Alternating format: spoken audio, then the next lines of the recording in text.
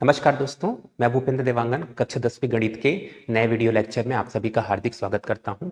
आज के इस नए लेक्चर में हम गणित के दूसरे अध्याय दो चर वाले रैखिक समीकरण के बारे में पढ़ने वाले हैं। इस अध्याय से हम समीकरणों को ग्राफ के माध्यम से हल करना सीखेंगे तथा बोर्ड में आने वाले सभी महत्वपूर्ण सवालों पर चर्चा करेंगे। तो दोस्तों, इस यूनिट में आगे बढ़ने से पहले आपको कुछ चीजों को जानना बहुत जरूरी है, जिसमें सबसे पहला है चर। ठीक है, चर की यही परिभाषा होती है जिसका मान परिवर्तित हो सकता है या जिसे आप परिवर्तित कर सकते हैं। ठीक है, चर की क्या परिभाषा है? जिसे आप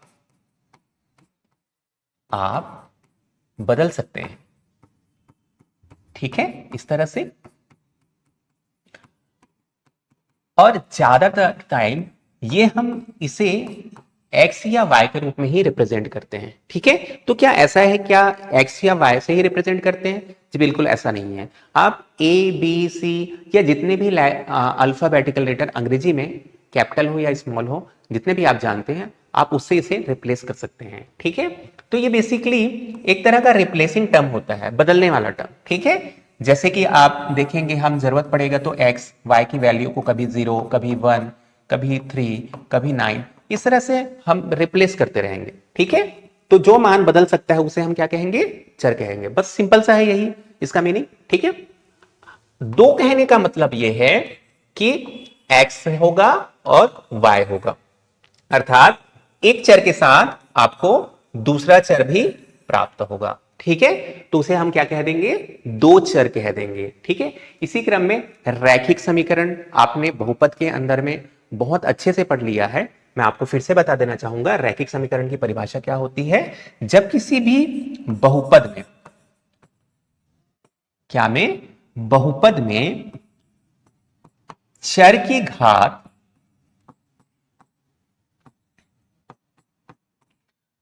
यदि एक मिलेगा, ठीक है, तो उसे हम क्या कहते हैं? उसे हम रैखिक समीकरण कहेंगे। अर्थात इस यूनिट के अंदर में जितने भी हम समीकरण देखने वाले हैं, उनकी घात क्या होने वाली है? उनकी घात एक होने वाली है। ठीक है, इतना तो क्लियर हो गया यहां से। ठीक है, बहुपद के बारे में ऑलरेडी आपने पढ़ रखा है। ठीक है, जब कभी भी चर की घात, ठीक है, धनात्मक पूर्णांक संख्या होगी तो उसे हम क्या कहेंगे? बहुपद कहते हैं। ये ऑलरेडी हमने यूनिट 1 में डिस्कस कर रखा हुआ है। ठीक है, चर की घात यदि एक होगी तो उसे हम क्या कहेंगे? रैखिक समीकरण कहेंगे। उम्मीद करता हूं इतनी चीजें आप समझ गए होंगे। ठीक है, अब पद और समीकरण में छोटा सा डिफरेंस पता होना चाहिए। किसे हम बहुपद कहेंगे और किसे भी हम समीकरण कहेंगे। जब चरों को इस तरह लिखा जाए, माना कि ax का वर्ग धन bx धन c, और दाहिने तरफ इसके बराबर में कोई भी टर्म उपलब्ध ना हो। ठीक है, जैसे मैं इस तरफ लिखता हूं, कोई समीकरण लिखते हैं, 3x ऋण 5y बराबर माना कि 1 है, इस तरह से। ठीक है, तो इसको हमने समीकरण इसलिए कहा क्योंकि इसके दाहिने तरफ 0, 1, ठीक है, इस तरह के अंक या इस तरह के आपको चर यदि मिले, ठीक है, तो हम उसे क्या बोलेंगे? समीकरण बोलेंगे। वहीं पर हम यदि हमें बहुपद के दाहिनी तरफ कुछ भी बराबर में नहीं दिखे तो हम उसे क्या कहेंगे? बहुपद कहेंगे। ठीक है, अब किसी किसी के ध्यान में यह आ रहा होगा कि सर हम इसको इस तरह से व्यक्त करते हैं, ठीक है, दाहिने तरफ ना होकर लेफ्ट में तो है सर, तो क्या ये समीकरण नहीं बोलेंगे? तो बिल्कुल नहीं, इसको समीकरण नहीं बोलेंगे। ठीक है, ये इस तरह से डिनोट करने का अर्थ ये होता है, p का फंक्शन, सॉरी x के फंक्शन में हमने इसको नाम दे दिया p, ठीक है, और जो हमारा बाकी के जो व्यंजक के अंदर जितने भी टर्म्स आने वाले हैं वो x कैटेगरी के हैं, ठीक है, या x के फॉर्म में आने वाले हैं। ठीक है, तो ये छोटा सा डिफरेंस आपको बहुपद और समीकरण में अंतर मालूम होना चाहिए। ठीक है, चलिए आगे बढ़ते हैं। तो आइए दोस्तों, हम वाक्यों को समीकरण में बदलना सीखेंगे सबसे पहले। ठीक है, तो हमारा सबसे पहला सवाल है, कुछ हिरणों और कुछ सारस पक्षी के पैरों की कुल संख्या 180 है। चूंकि हमें यहां पर ना ही हिरणों की संख्या ज्ञात है और ना ही पक्षियों की संख्या ज्ञात है, क्या ज्ञात है? केवल उनके पैरों की संख्या ज्ञात है। ठीक है, तो केवल और केवल उनके पैरों की संख्या से हम ना ही हिरणों की संख्या बता सकते हैं और ना ही हम सारस पक्षी की संख्या बता सकते हैं। ठीक है, तो क्या करूंगा मैं मानूंगा माना कि हिरणों की संख्या x है, मैं हिरणों की संख्या को x मान लूंगा और मैं सारस पक्षी की संख्या y मान लूंगा। मैं यहां पर लिखता हूं माना कि हिरणों की जो संख्या है, ठीक है, इस तरह से उसे क्या मान लूंगा, x मान लूंगा। ठीक है, और सारस पक्षी की जो संख्या है उसे क्या मान लूंगा, y मान लूंगा, इस तरह से। ठीक है, चूंकि हिरणों की संख्या x है, एक हिरण के कितने पैर होंगे, 4 पैर होंगे, तो टोटल हिरणों के पैरों की संख्या क्या हो जाएगी, 4x हो जाएगा। ठीक है, हिरणों के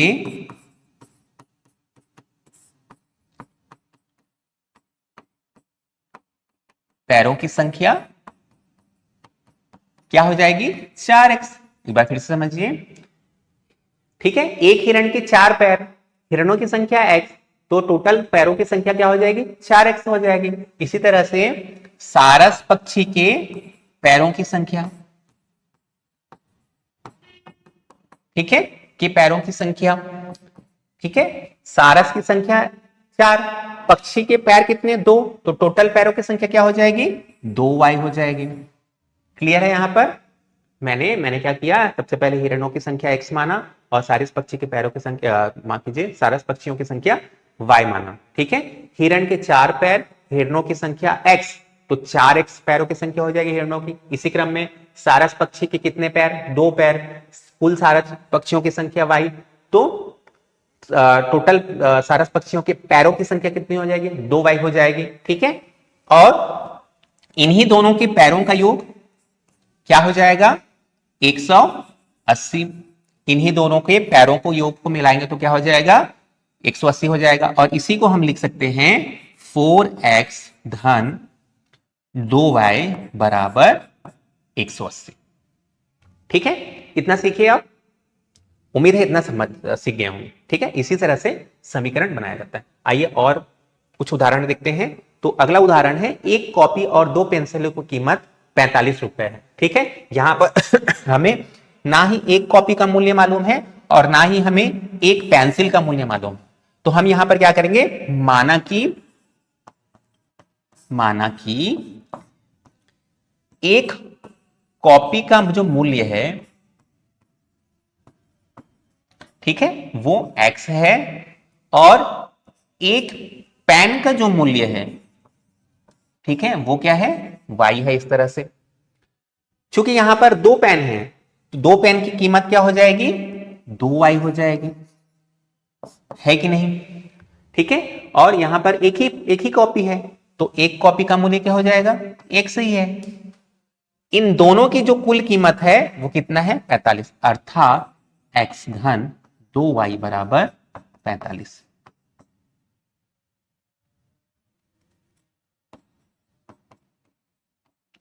ठीक है, एग्री करते हैं आप, बिल्कुल। ठीक है, एक बार फिर से समझिए। माना कि एक कॉपी का जो मूल्य है मैंने x माना, ठीक है, इसी क्रम में एक पेन का जो मूल्य है y माना। ठीक है, हमारे पास कॉपी एक ही थी और हमारे पास पेन की संख्या कितनी थी, 2 थी। कितनी थी, 2 थी, तो कुल मूल्य कितना हो जाएगा, 2y हो जाएगा। ठीक है, और इन्हीं दोनों की कीमत जो है वो कितना है, 45 है, अर्थात दोनों को जोड़ोगे तो कितने बराबर आएगा, 45 के बराबर आएगा। ठीक है, उम्मीद करता हूं ये आप समझ गए होंगे। नेक्स्ट अगले कुछ और समीकरण देखते हैं।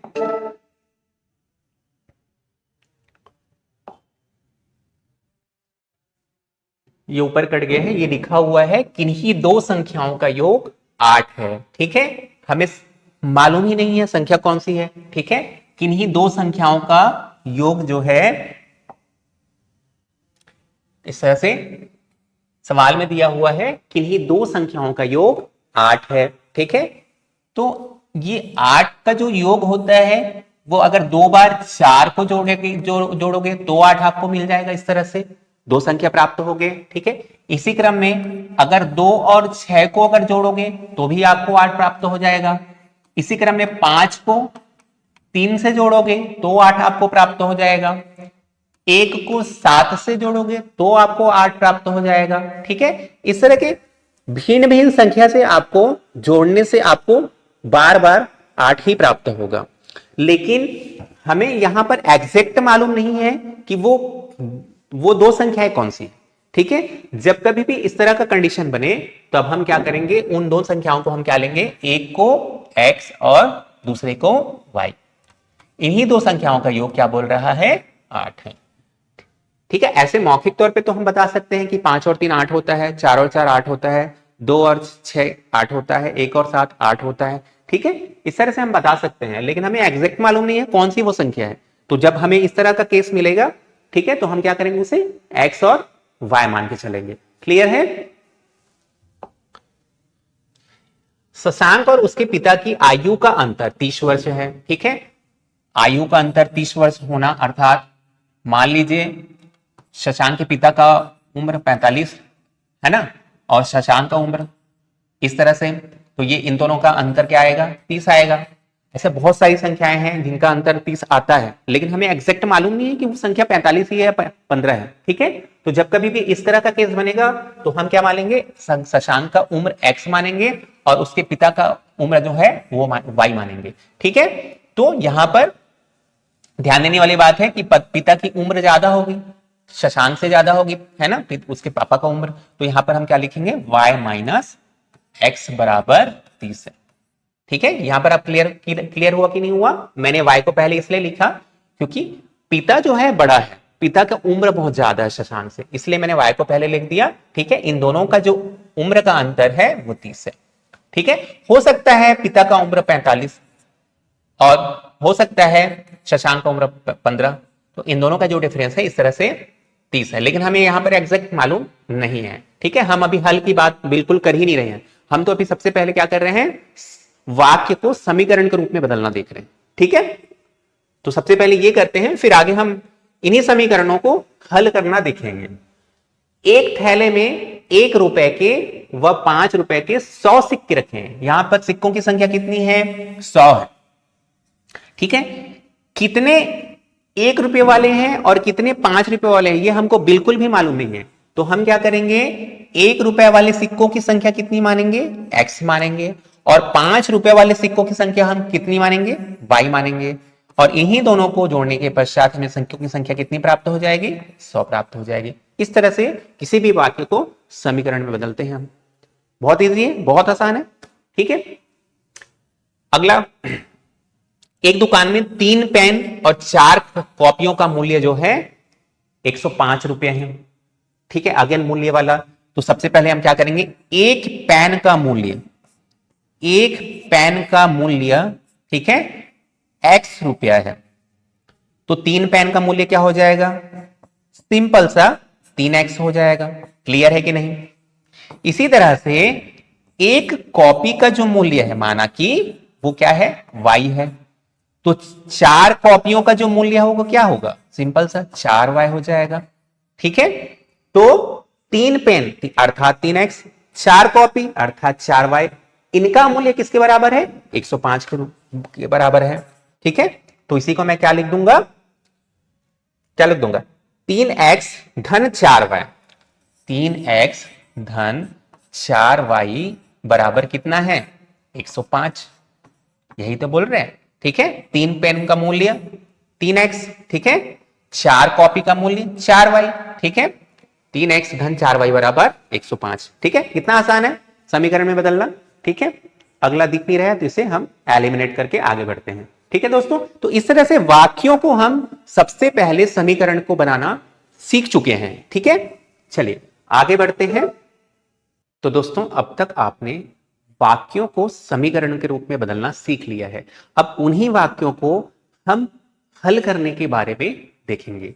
ठीक है, तो इसके लिए 2 मेजर विधियां होती हैं, जिनमें सबसे पहला होता है आलेखी विधि और दूसरा हमारा जो विधि होता है उसे हम कहते हैं बीजीय विधि। इस बीजीय विधि के अंदर में 2 विधियां होती है, पहला होता है प्रतिस्थापन विधि और दूसरा हम कहते हैं विलोपन विधि। इस प्रतिस्थापन विधि में हम किसी भी समीकरण को एक चर राशि के रूप में व्यक्त करेंगे, ठीक है, और उसके बाद हम उसे सॉल्व करेंगे, ठीक है। मतलब हम किसी भी इक्वेशन को एक चर के रूप में कंप्लीटली प्रतिस्थापित कर देंगे, ठीक है। इससे हमें एक ही चर के समीकरण मिल जाएंगे, और जब एक ही चर का समीकरण प्राप्त होगा तो उस समीकरण को हल करना बहुत ही आसान हो जाएगा, ठीक है। इसी तरह से दूसरी जो विधि हमारी होगी वो होगी विलोपन विधि। इस विलोपन विधि में हम कभी समीकरणों को जोड़े, दो समीकरण हमको जो दिया रहेगा उसे कभी हम जोड़ेंगे या कभी घटाएंगे, ठीक है। और इस दौरान हमारा प्रयास यही होगा कि जोड़ने या घटाने से जो दोनों में से कोई भी एक चर है वो क्या हो जाए, कंप्लीटली डिलीट हो जाए, कैंसल आउट हो जाए, ठीक है। और बचा हुआ समीकरण एक ही चर राशि के रूप में प्राप्त हो, ठीक है। एक चर के रूप में प्राप्त होगा समीकरण, तो उसे हमें हल करना आसान हो जाएगा, ठीक है। तो चलिए एक एक करके हम तीनों ही विधियां देखेंगे। जिस विधि से हमें आसान लगेगा उस विधि से हम उस समीकरणों को हल करना दिखेंगे, ठीक है। तो चलिए आगे बढ़ते हैं। सबसे पहला हमारा सवाल है वो है कुछ इस तरह। दो लड़कियां हैं जो कि है, एक सलमा है और एक उसकी फ्रेंड रीमा है। यहां पर रीमा का नाम नहीं दिया हुआ है तो मैं यहां पर इसको मेंशन कर दे रहा हूं। दोनों क्या कर रहे हैं, दोनों किसी परीक्षा में प्राप्त हुए अंकों के बारे में बातचीत कर रहे हैं, ठीक है। जिसमें सलमा कहती है कि मेरे अंक तुम्हारे अंक से 2 अधिक हैं, ठीक है। और दोनों के अंकों का योग 14 है। दो फ्रेंड हैं सलमा और रीमा, ये दोनों अपनी किसी परीक्षा में प्राप्त हुए अंकों के बारे में डिस्कस कर रहे हैं, ठीक है। जिसमें से सलमा कहती है कि मेरे जो अंक है या मेरे जो प्राप्तांक है तुम्हारे प्राप्तांक से 2 अधिक है, और हमारे दोनों प्राप्तांकों का जो योग है वो 14 है।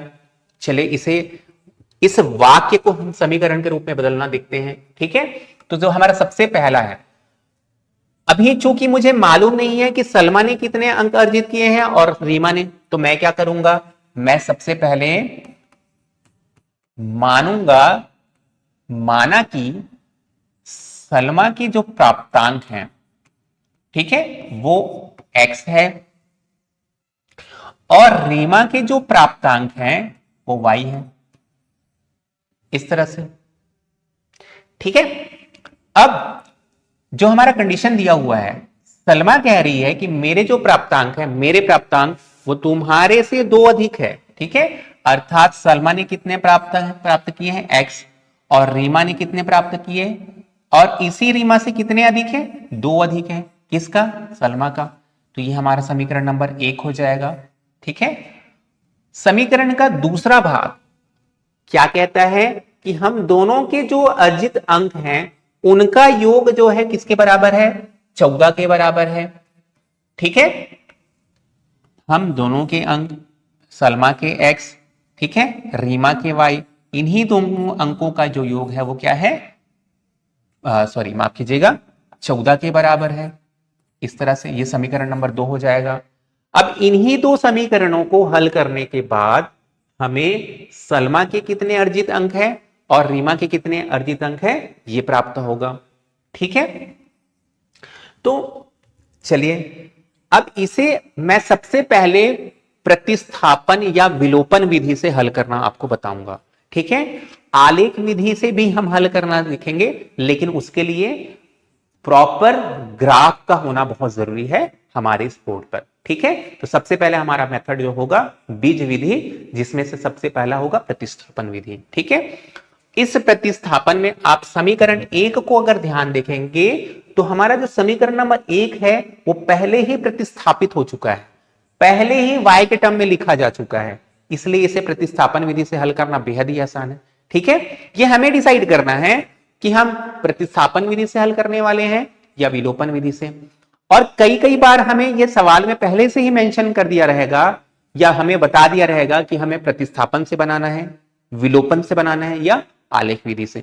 चूंकि ये सवाल पहले तो दिया ही नहीं हुआ है, ठीक है, और हम कॉन्सेप्ट की शुरुआत करने जा रहे हैं, तो हम जिससे आसान हो जाए, ठीक है, हम ट्राई करेंगे तीनों मेथड का इस्तेमाल, लेकिन यहां पर मैं आलेख विधि सबसे पहले शुरू करने वाला था, लेकिन चूंकि मेरे पास ग्राफ अवेलेबल नहीं है, इसलिए मैं क्या कर रहा हूं यहां पर आपको ग्राफ से ना बताते हुए विलोपन विधि और प्रतिस्थापन विधि से बता रहा हूं। तो सबसे पहला जो मेरा विधि है वो इसका इस्तेमाल मैं यहां पर कर रहा हूं, प्रतिस्थापन विधि।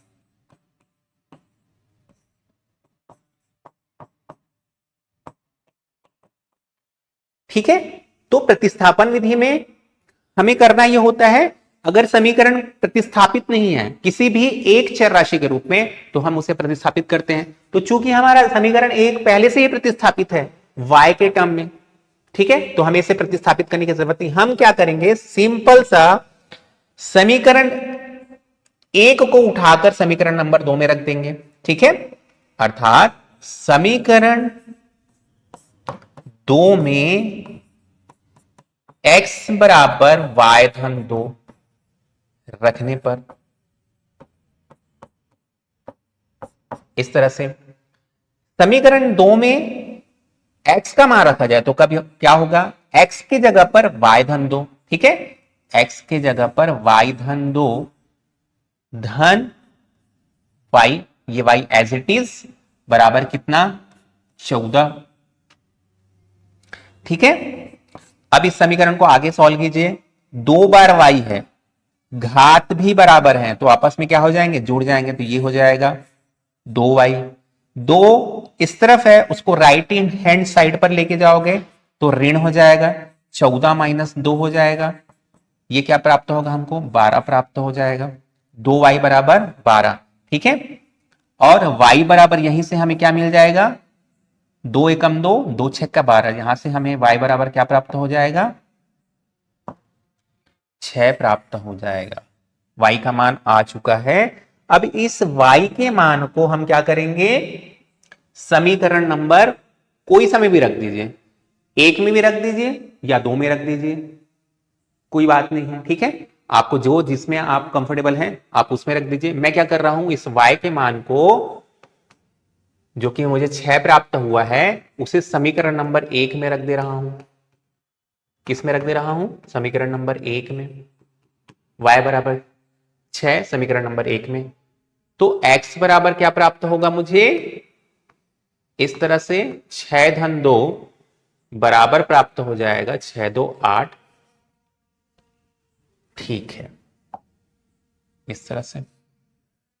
ठीक है, y बराबर हमें पहले क्या प्राप्त हुआ था, y बराबर हमें प्राप्त हुआ था 6, और यही हमारा सवाल भी कह रहा था कि जो रीमा का जो प्राप्तांक है, ठीक है, वो सलमा के प्राप्तांक से 2 कम है। ठीक है, सलमा बता रही थी मेरे जो प्राप्तांक है वो तुमसे 2 अधिक है, यहां पर दिख रहा है, दोनों के प्राप्तांकों का योग 14 आ गया। इसका मतलब ये जो हमारा प्राप्त हुआ है 6 और 8, यही हमारे सवाल का उत्तर हो जाएगा।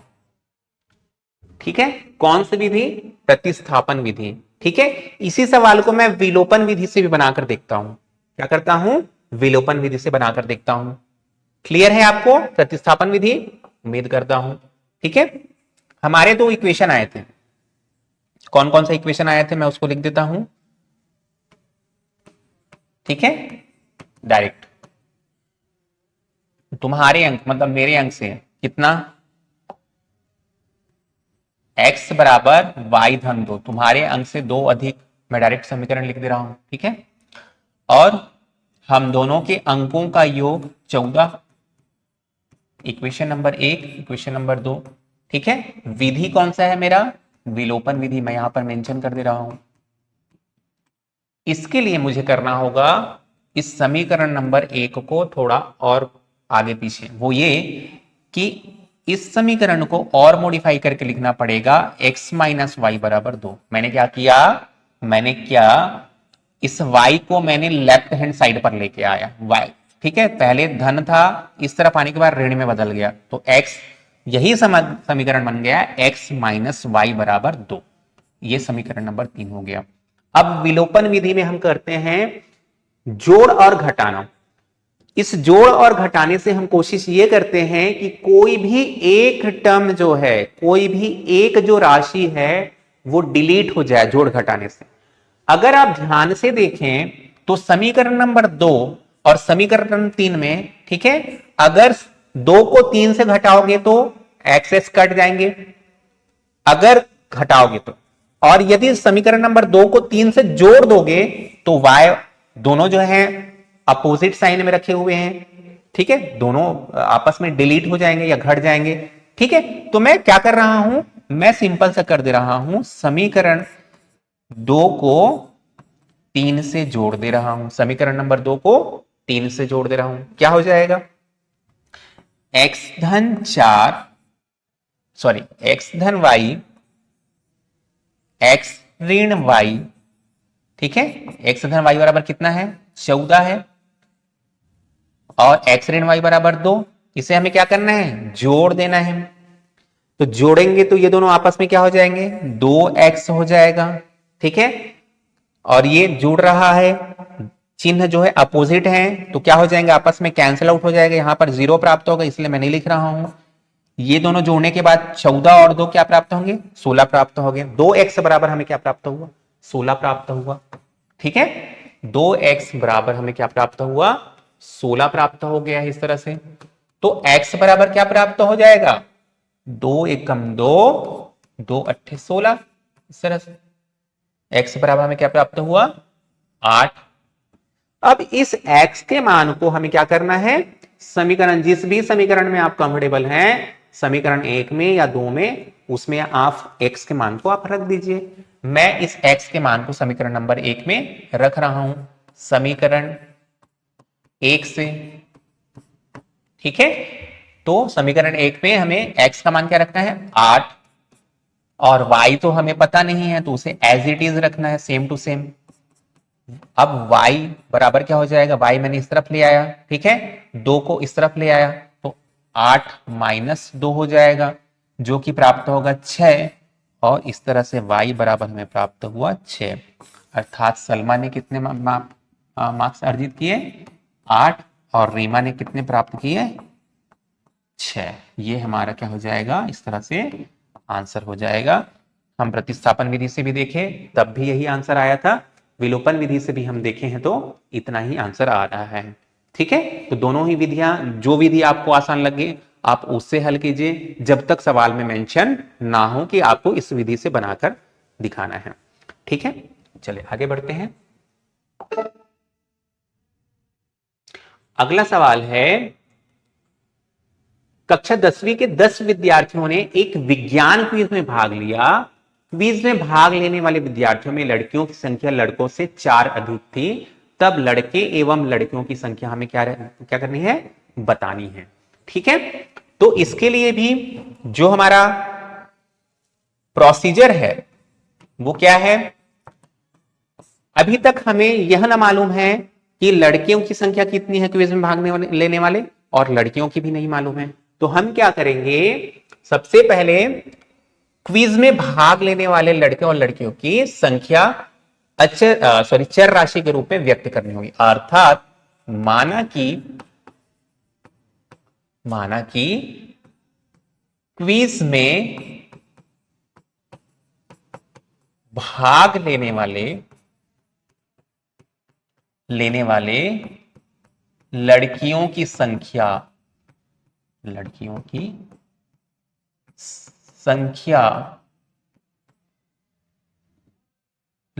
तथा, यहां पर मैं इस तरह से लिख देता हूं, तथा लड़कों की संख्या क्रमशः x तथा y है। अर्थात ये कि लड़कियों की संख्या, मैं डायरेक्ट यहां पर लड़कियों की जो संख्या है उसे क्या माना, x माना इस तरह से, ठीक है, और जो लड़कों की संख्या है उसे क्या माना है मैंने, y माना इस तरह से। चूंकि क्विज में कितने लोग भाग ले रहे थे, 10 विद्यार्थियों ने, अर्थात वो उन 10 में लड़कियां भी थी और लड़के भी थे, तो इस कंडीशन से हमारा इक्वेशन आएगा x धन y, x अर्थात लड़कियों की संख्या, y अर्थात लड़कों की संख्या। और यही दोनों तो क्विज में पार्टिसिपेट कर रहे थे और इन्हीं की संख्या कितनी है, 10 है। इस समीकरण, ये सवाल के पहले ही भाग में दिया हुआ है कि 10 विद्यार्थियों ने एक विज्ञान क्विज में भाग लिया हुआ है। ठीक है, क्विज में भाग लेने वाले, अब समीकरण का दूसरा पार्ट क्या कहता है, क्विज में भाग लेने वाले विद्यार्थियों में लड़कियों की जो संख्या है वो लड़कों से 4 अधिक है। अर्थात हमारे जो लड़कियों की संख्या है वो लड़कों से कितनी अधिक है, 4 अधिक है। इस तरह से ये हमारा समीकरण नंबर क्या हो जाएगा, ये हमारा समीकरण नंबर 2 हो जाएगा इस तरह से। ठीक है, तो इस सवाल को देखने के पश्चात समीकरण, अब वाक्य को हमने समीकरण में बदल दिया है। इन समीकरण को देखने के पश्चात मैं ये मान सकता हूं कि मुझे इस सवाल को हल करने के लिए जो प्रतिस्थापन विधि है वो सबसे सरल लगने वाला है। क्यों, क्योंकि हमारा इक्वेशन नंबर 2 जो है ऑलरेडी पहले से ही प्रतिस्थापित है।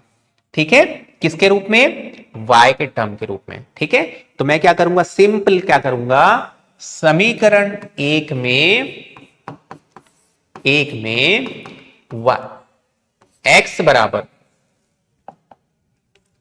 क्या करूंगा, x बराबर y धन 4 रख देता हूं।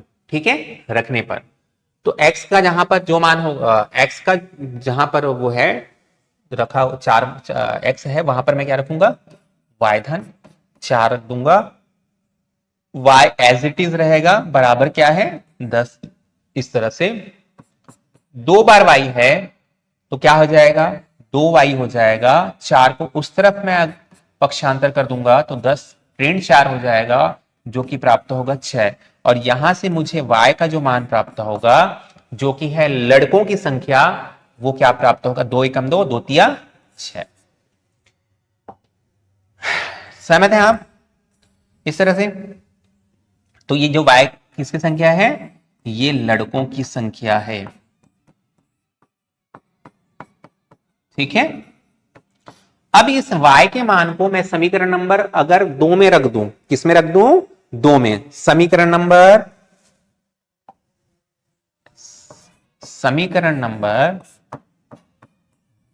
2 से जब y बराबर 3 रखेंगे तो क्या हो जाएगा, x बराबर y की जगह पर क्या आ जाएगा, 3 आ जाएगा। 3 धन 4 बराबर क्या आया, 7। ठीक है, तो यहां से मुझे प्राप्त हुआ x बराबर 7, जो कि किसकी संख्या है, ये है लड़कियों की संख्या। और यही हमारे दोनों क्या हो जाएंगे, आंसर हो जाएंगे दोस्तों। ठीक है, इस तरह से हमने, ये कौन सी विधि था, प्रतिस्थापन विधि से। आप विलोपन विधि से इसको ट्राई करके देखें। ठीक है, क्लियर है? आगे बढ़ते हैं अगले सवाल की तरफ। आगे एक सवाल है, बहुत ही इंपॉर्टेंट सवाल, आयु वाले सवाल अक्सर बोर्ड की परीक्षाओं में देखने को मिलते हैं। ठीक है, तो आयु वाले जितने भी सवाल हैं उसको आपको छोड़ना नहीं है। चलिए सवाल देखते हैं।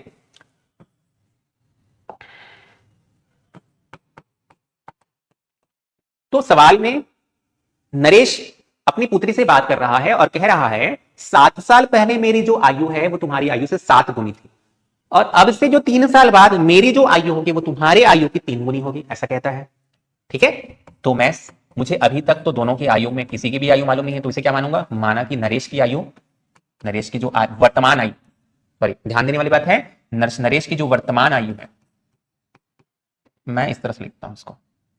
ठीक है, नरेश और उसकी पुत्री, ठीक है, इनकी वर्तमान आयु मैंने माना, ठीक है, नरेश की मैंने माना x वर्ष माना की, और पुत्री की मैंने माने y वर्ष माने।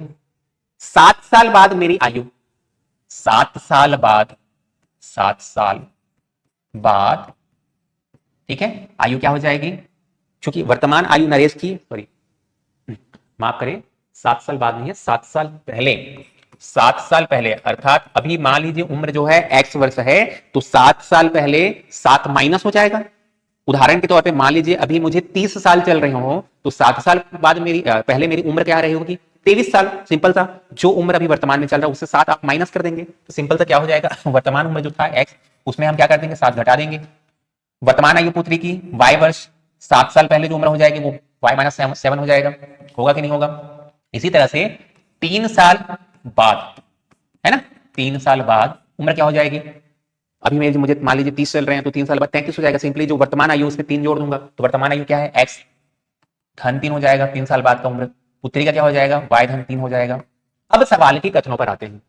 ठीक है, जो हमारा पहला कथन है सवाल का, वो क्या कहता है, 7 साल पहले मेरी आयु तुम्हारी आयु के साथ गुना, 7 साल पहले मेरी आयु x माइनस 7, पुत्री की आयु कितना, y माइनस 7, कितना गुना, 7 गुना। यही बोला, बिल्कुल यही बात बोली है उसने। इसको आप सॉल्व कीजिए तो क्या हो जाएगा, 7 गुना, इस ब्रैकेट के अंदर आप गुणा करेंगे तो 7y हो जाएगा, ऋण 7 49 हो जाएगा।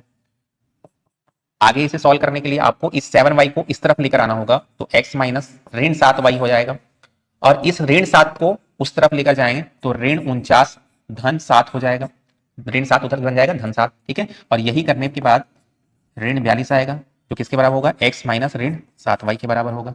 ये इस तरह से हमारा क्या हो जाएगा, समीकरण नंबर 1 हो जाएगा।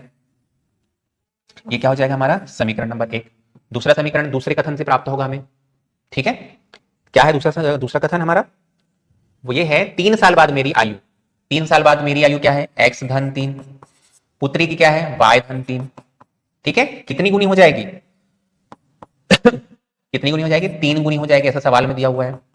आगे सॉल्व करोगे तो x धन 3 बराबर, इस 3 का गुणा इसके साथ 3y धन 3 दिया 9, x 3y को इस तरफ लेके आओगे तो ऋण 3y हो जाएगा, इस 3 को धन 3 को उस तरफ ले जाओगे तो ऋण 3 हो जाएगा, और 9 ऋण 3 6 देता है। इस तरह से हमारी इक्वेशन प्राप्त होगा, x ऋण 3y बराबर 6। ये इक्वेशन नंबर क्या हो जाएगा हमारा, इक्वेशन नंबर 2 हो जाएगा। ठीक है, इक्वेशन नंबर 2। अब इसको देखना है आपको कि कौन सी विधि सरल पड़ने वाली है। अभी इस विधि में हमें प्रतिस्थापन विधि सरल नहीं पड़ने वाला है, अब इस विधि में हमें विलोपन विधि सरल पड़ने वाला है। कौन सा विधि, विलोपन विधि। तो विलोपन करने के लिए सिंपल, मैं अगर देखूं समीकरण नंबर 1 में जो x वाला टर्म है वही x वाला टर्म समीकरण नंबर 2 में है, अर्थात अगर मैं x समीकरण नंबर 1 को समीकरण नंबर 2 से घटा दूं तो x वाले जो टर्म है वो कंप्लीटली रिमूव हो जाएंगे, कंप्लीटली हट जाएंगे। तो मैं वही करता हूं। ठीक है, मैं कर रहा हूं समीकरण नंबर 1 में समीकरण नंबर 2 को घटा दे रहा हूं। ठीक है, समीकरण नंबर 1 क्या है, x ऋण 7y बराबर ऋण 42। इस तरह से x, दोनों समीकरण को पहले लिख रहा हूं, 3y बराबर कितना प्राप्त हुआ था, 6 प्राप्त हुआ था। इसे मैं क्या करने वाला हूं, घटाने वाला हूं। ठीक है, तो घटाने के लिए चिन्ह देखिए, मैं बार बार बहुपद से ये आपको बताते आ रहा हूं। यहां पर धन है तो यहां पर क्या हो जाएगा, ऋण, यहां पर ऋण है तो क्या हो जाएगा, यहां पर धन हो जाएगा, यहां पर धन है तो यहां पर क्या हो जाएगा, ऋण। अब इनके बीच जो भी चिन्ह रखे हुए हैं उनसे हमें कोई लेना देना नहीं है, जो मैंने व्हाइट कलर से लिखे हुए हैं वो आपको काम आने वाले हैं। यहां पर धन, यहां पर ऋण, दोनों अपोजिट नेचर, कैंसिल आउट हो जाएगा। ठीक है, यहां प्राप्त हुआ है ऋण 7 और ऋण धन 3, तो यह हो जाएगा ऋण 4y। ठीक है, क्लियर है, ऋण 7 में धन 3 गया तो ऋण 4 बचा, बराबर ऋण और ऋण जुड़ेगा, चिन्ह भी ऋण का आएगा, 42 और 6 क्या हो जाएगा, 48 हो जाएगा। ठीक है, और ये दोनों चिन्ह प्लस में बदल जाएंगे। सहमत है आप, बिल्कुल। आगे क्या होगा, 4 एकम 4, 12 चौके 48, तो इस तरह से आपको y बराबर प्राप्त होगा 12। y का मान क्या प्राप्त हुआ, 12। अब इस y के मान को, जो कि किसका वर्तमान आयु है, पुत्री का वर्तमान आयु है कि नहीं, क्या है ये पुत्री का वर्तमान आयु है, y जो है। ठीक है, इस तरह से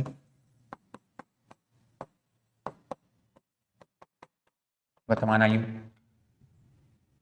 तो नरेश का आयु निकालने के लिए क्या करेंगे, इस y की वैल्यू को इन दोनों समीकरण में से किसी भी समीकरण में रख दीजिए।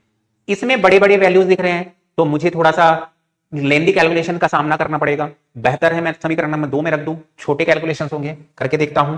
समीकरण नंबर 2 में y बराबर 12 रखने पर क्या हो जाएगा, x ऋण 3 एज इट इज, y की जगह पर कितना 12 हो जाएगा, ठीक है, बराबर right hand side as it is, इस तरह से। अब x बराबर यहां पर प्राप्त होगा 12 को गुणा ऋण 3 के साथ, 12 की 36 होगा, उस तरफ लेकर जाऊंगा, इधर ऋण में है उस तरफ लेकर जाऊंगा तो धन में हो जाएगा, इसलिए x का जो मान प्राप्त होगा वो प्राप्त होगा 36 है 42, जो कि किसका उम्र है, जो नरेश है उसका उम्र है, ठीक है। इस तरह से ये नरेश की आयु है और ये क्या हो जाएगा, इसकी वर्तमान आयु, ये हमारा आंसर हो जाएगा, ठीक है। नरेश की वर्तमान आयु कितनी 42 वर्ष और पुत्री की वर्तमान आयु जो है 12 वर्ष, इस तरह से निकल के आता है। कौन सी विधि का इस्तेमाल किया हमने, विलोपन विधि का इस्तेमाल किया है। तो सवाल को देखते ही आपको समझ में आ जाएगा कि आपको कौन सी विधि जो है आसान पड़ने वाली है, ठीक है। चलिए आगे बढ़ते हैं। आगे कुछ और सवाल है, जिनमें एक सवाल है समांतर चतुर्भुज से संबंधित, ठीक है। सवाल कहता है समांतर चतुर्भुज में आसन्न कोण के युग्म में से एक कोण का माप दूसरे कोण का 4/5 गुना है, हमें कोणों का मान बताना है, ठीक है। तो समांतर चतुर्भुज दिखता कैसे है, सबसे पहले मैं उसे आपको ड्रॉ करके बता देता हूं, कुछ इस तरह से, कुछ इस तरह से समांतर चतुर्भुज दिखता है, ठीक है। आमने सामने की भुजाएं क्या होती है, समान अंतर में होता है या पैरेलल होता है, ठीक है। समांतर चतुर्भुज में कितनी भुजाएं होती है, 4 भुजाएं होती है। पहला भुजा ए बी, दूसरा बी सी और तीसरा सी डी और चौथा डी ए, ये चीजें तो हमें पता है। कोण की संख्या कितनी होती है समांतर चतुर्भुज में, 4 होती है, इस तरह से कोण ए कोण बी और कोण बी कोण सी और कोण डी होता है, ठीक है। चूंकि सवाल में हमें आसन्न कोणों के युग्म के बारे में डिस्कस किया हुआ है, बताया हुआ है, तो हमें इस समांतर चतुर्भुज के आसन्न कोण के युग्म पता करने हैं, सबसे पहले वो हमें मालूम होना चाहिए। तो मैं आपको बताता हूं आसन्न कोण के युग्म क्या होते हैं, ठीक है। तो आसन्न कोण का अर्थ क्या होता है ये आपको सबसे पहले समझना पड़ेगा। तो जो कोण एक ही भुजा पर स्थित हो, ठीक है, जो कोण एक ही भुजा पर, अर्थात ए बी भुजा पर आप अगर ध्यान से देखें तो आपको 2 कोण दिख रहे हैं, जो कि ए है, कोण ए और कोण बी, ये क्या हो जाएगा, हमारा आसन्न कोण का युग्म हो जाएगा। भुजा, मैंने कहा भुजा ए बी पर जो आसन्न कोण के युग्म होंगे वो क्या होंगे, ए होंगे और बी होंगे। इसी तरह से बी और सी पर क्या हो जाएंगे, कोण बी और कोण सी हो जाएगा, इस तरह से। इसी तरह से भुजा सी डी पर क्या हो जाएगा, कोण सी एंड कोण डी हो जाएगा। और कौन सी भुजा बच गई है, एक भुजा बच गई है डी ए, इसमें इस भुजा पर 2 कोण होंगे, वो कौन होंगे, कोण डी और कोण ए हो जाएगा, सॉरी कोण ए हो जाएगा। 4 भुजाएं, ठीक है, और 4 युग्म आपको मिलेंगे आसन्न कोण के, ठीक है, जिनमें सबसे पहला कोण ए कोण बी, कोण बी कोण सी, कोण सी कोण डी और कोण डी और कोण ए हो जाएगा। अब इन्हीं युग्म में से किसी एक युग्म का के बारे में डिस्कस हो रहा है, इसी कोणों के युग्म में से किसी एक युग्म के बारे में बात हो रही है। तो क्या बोल रहा है, एक का माप दूसरे का 4/5 गुना है। मान लीजिए मैंने ये वाला लिया, सबसे पहला वाला बात किया, ये भी वाली बात की, ठीक है।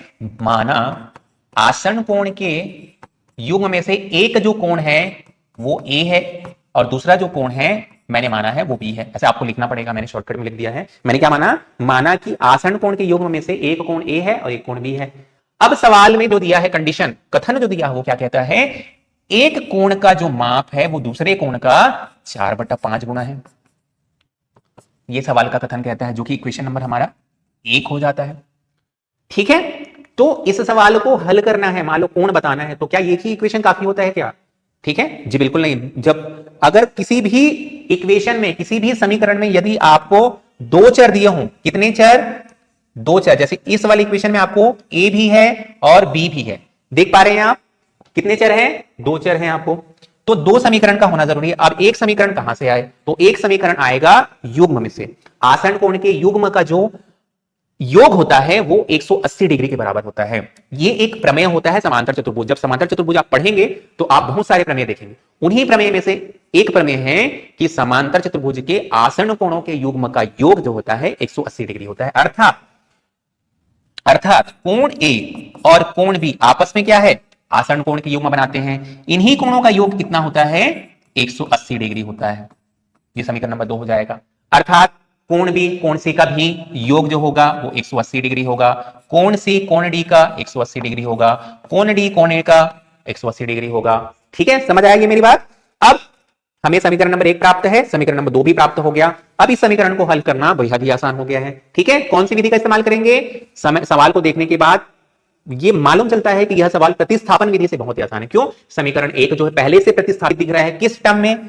बी राशि के रूप में दिख रहा है। तो इस ए जो समीकरण 1 है उसको समीकरण नंबर 2 में अगर रख दूं, मैं क्या करता हूं, समीकरण 1 में, सॉरी 2 में a बराबर 4/5 b रखने पर, ठीक है, ये कर सकते हैं। तो जहां a है कोण a, वहां पर हम क्या रख देंगे? 4/5 b रख देंगे। अर्थात हो जाएगा हमारा 4/5, a की जगह पर हमें क्या रखना है? 4/5 b, और b तो हमें एज इट इज रखने हैं, कोण b, सॉरी, ठीक है, यहां पर भी कोण b बराबर कितना? 180 डिग्री। इसको सॉल्व कर लीजिए आप, क्या हो जाएगा? यहां पर कुछ नहीं है तो एक है, तिर्यक गुणा कर दीजिए, ठीक है। तो 4b क्रॉस मल्टीप्लीकेशन 5 कोण b, सॉरी 5 कोण b, और ये नीचे लघुत्तम समापवर्त में 5 बचेगा, वो 180 के साथ मल्टीप्लीकेशन में चला जाएगा, गुणे में चला जाएगा, इस तरह से। तो 180 गुणित 5 ये हो जाएगा।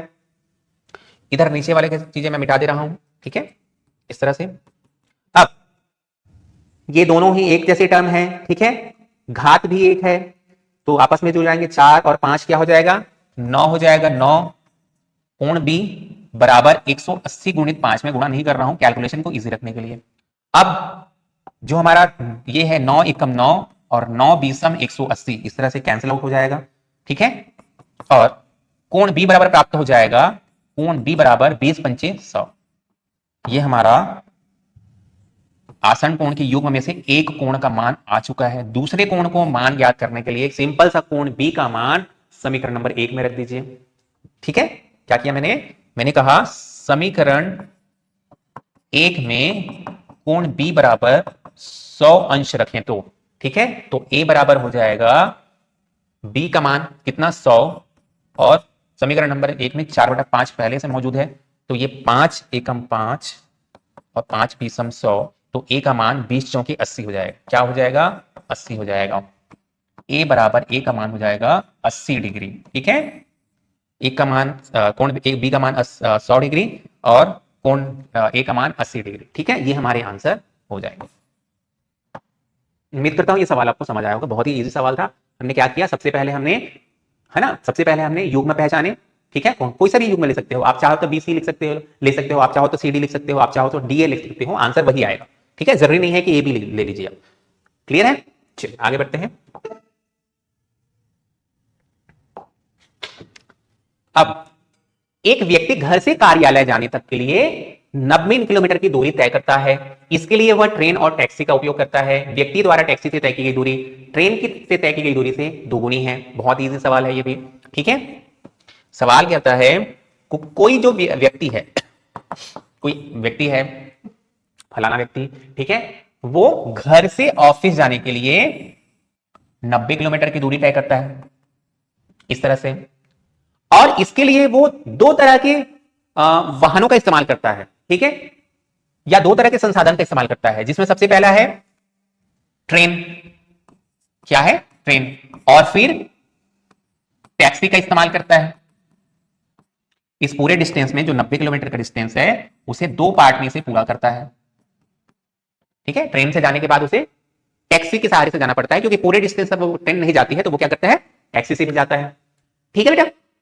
इतना क्लियर हो गया। अब हमें मालूम नहीं है ट्रेन से कितना दूर गया, टैक्सी से, तो हम क्या मानेंगे, हम मानते हैं ट्रेन से जो की गई दूरी है वो क्या है, x है माना की, और टैक्सी से जो तय की गई दूरी है वो क्या है, y है, इस तरह से। और यही दूरी तो किसके बराबर है, 90 किलोमीटर के बराबर है। तो हमारा एक इक्वेशन आ जाता है x धन y बराबर 90। समीकरण नंबर 1 मानते हैं कि नहीं मानते हैं आप? बिल्कुल। ये जो x है जो कि ट्रेन से तय की गई दूरी है, और जो y है वो टैक्सी से तय की गई दूरी है, ये कितना है, 90 किलोमीटर है, ठीक है। ये हमारा समीकरण हो गया। अब समीकरण का जो दूसरा भाग है, व्यक्ति द्वारा टैक्सी से जो तय की गई दूरी है, अर्थात ये जो दूरी है हमारा, वो ट्रेन से तय की गई दूरी की दुगनी है। समझिए आप, टैक्सी से कितना दूरी तय की है, y से, y दूरी, और ट्रेन से कितना दूरी तय की है, x। तो जो ट्रेन से हम जो तय कर रहे हैं उसका दो गुना है, इससे टैक्सी से जो तय की गई दूरी कितना है, ट्रेन से तय की गई दूरी से क्या है, 2 गुना है। ये समीकरण का दूसरा कथन दिया हुआ है। ठीक है, बहुत ही आसान। अब हमें चूंकि हमारे समीकरण 2 चर वाले थे, 2 समीकरण प्राप्त हो चुके हैं, मतलब इस सवाल को हल किया जा सकता है। ठीक है, क्लियर है यहां पर? तो हम क्या करेंगे इसको हल करने के लिए, इस y के मान को समीकरण नंबर 1 में रख दीजिए आप। ठीक है, x धन y की जगह पर क्या हो जाएगा, 2x हो जाएगा, जो कि है 90 के बराबर। 2x धन x क्या हो जाएगा, 3x हो जाएगा, बराबर कितना, 90। और यहीं से हमें x प्राप्त होगा, 3 एकम 3, 30 गुने 3 90 हो जाएगा। x का मान क्या आया, 30 किलोमीटर। अर्थात जो व्यक्ति है वो 30 किलोमीटर की दूरी, 90 किलोमीटर से 30 किलोमीटर की जो दूरी है वो ट्रेन से तय करता है। तो बाकी बचा कितना, 60 किलोमीटर। ठीक है, उसको भी हम अगर समीकरण नंबर, इस x के मान को समीकरण नंबर 2 में रखें, तो y का मान जो कि टैक्सी की दूरी को दर्शाता है, 2 गुनी 30, यहां से 60 निकल आएगा। इस तरह से किलोमीटर, ये हमारा आंसर हो जाएगा।